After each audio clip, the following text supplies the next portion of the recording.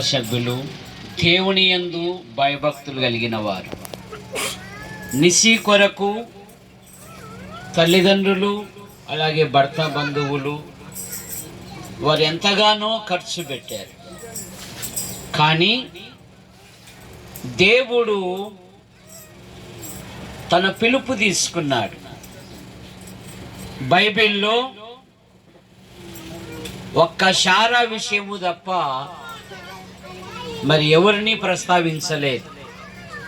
శారా 123 ఏళ్ళు బ్రతికి ప్రభు యొద్దకు చేర్చబడింది. శారా అనగా రాజకుమారి. శారా దేవుని చేత ఆశీర్వదించబడినది. శారా దేవుని వాగ్దానము పొందినది. శారా అబ్రహామునకు అన్ని విధాలుగా సహకారి.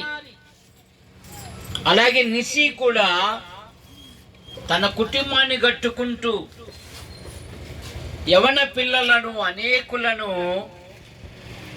ప్రభు దగ్గరికి నడిపించింది. ఆమె మాటలే సగం బాధపోతుంది. ఆమె చక్కగా ఎవరినైనా కానీ ఒరే తరే అనుకోకుండా చిన్నైనా పెద్ద అయినా చక్కగా ఆమె పలకరిస్తుంది. శారా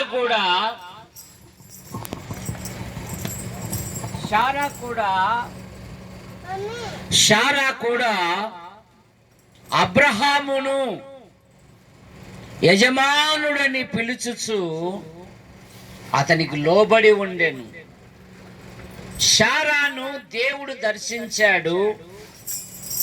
శారాను దేవుడు సాక్షిగా నిలిపాడు. శారా జీవితంలో దేవుడు అద్భుత కార్యములు జరిగించాడు.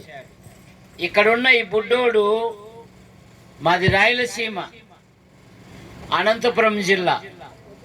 ఈ ప్రాంతానికి సేవకు వచ్చినప్పుడల్లా ఈ అబ్బాయి ఏమంటాడంటే, తాతయ్య అప్పుడే వచ్చావు, అప్పుడే వెళ్ళిపోతున్నావు, 2 రోజులు మా దగ్గర ఉండొచ్చు కదా అన్నాడు. ఆ మాటలు నాకు భలే సంతోషపరిచాయి. కనుక ఇక్కడున్న తాతయ్య మా దగ్గర అన్నాడు విజయవాడలో. కనుక ఇక్కడున్న నిసి తన ఆధ్యాత్మిక జీవితములో మనందరికీ ఒక సాక్ష్యము నిలిచింది. కారణం ఏమంటే, ఎన్ఎం జోసెఫ్ గారు అక్కగారు దేవుని యందు భయభక్తులు కలిగిన కుటుంబం.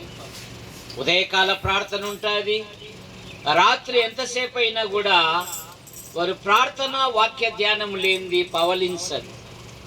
అటువంటి కుటుంబములో నిసి జన్మించి తన కుటుంబాన్ని కట్టుకుంటూ, ఇందాక సహోదరుడి కృష్ణ ఒక చక్కని మాట చదివాడు.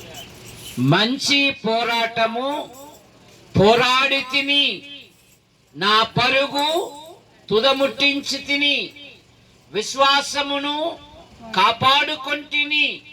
ఆ దినము జీవము గల దేవుడు అందరికీ కిరీటం ఇచ్చినట్లుగా మీరు కూడా సిద్ధపడండి అని నిసి ఒక సాక్ష్యం. మానవుడు పాపములో పుట్టి, పాపములో పెరిగి, పాపములో జీవిస్తూ పాప పరిహారము కొరకై అనాది నుండి అనేకమైన ప్రయత్నములు చేయుచున్నాడు. మానవ ప్రయత్నములు దేవుని దృష్టిలో మురికి పేలికలు గనక మానవుడు ఈ విధంగా కేక వేస్తున్నాడు, అయ్యో నేనంత దౌర్భాగ్యుడను, ఇట్టి మరణమునకు లోనగు శరీరము నుండి నన్ను ఎవడు విడిపించును? మానవుల పాపముల నుండి, మానవుల దోషముల నుండి, మానవుల అపరాధముల నుండి భూమి మీద ఎవరు విడిపించలేదు. దేవుడే లోకమును ప్రేమించి యేసుక్రీస్తు నామములో భూలోకానికి వచ్చి సర్వ ప్రజల పాప పరిహారము కొరకై ఆయన శిలువలో బలియాగమయ్యాడు. కారణం, రక్తము చిందింపకుండా పాపములకు క్షమాపణ లేదు గనక మానవుడు అనాది నుండి జంతువులను పక్షులను బలిగా అర్పించుచున్నాడు. జంతువుల యొక్క రక్తము, పక్షుల యొక్క రక్తము పాపములను తీసివేయట అసాధ్యం గనుక లోక పాపం మోసుకొని పోవు దేవుని గొర్రెపిల్లగా మన పాపముల కొరకు, దోషముల కొరకు, అపరాధముల కొరకు ఆయన సిలువలో బలియాగమయ్యారు. ప్రభు అయిన యేసుక్రీస్తు వారు అన్నారు, నా మాట విని నన్ను పంపిన వాని యందు విశ్వాసముంచు ప్రతివాడు నిత్య జీవము గలవాడు. వాడు మరణములో నుండి తీర్పులోనికి రాక జీవములోనికి దాటి ఉన్నాడని బైబిల్ సెలవిస్తూ ఉంది. ఇంకా ఈ సమూహంలో ఎవరైనా ప్రభుని అంగీకరించకపోతే ప్రభు అయిన యేసుని అంగీకరించాలని మనవి చేయొచ్చు. నాకు ఇచ్చిన అవకాశాన్ని బట్టి ప్రభుని స్తుతిస్తూ పెద్దలకు ఈ అవకాశాన్ని అప్పచెప్తున్నా.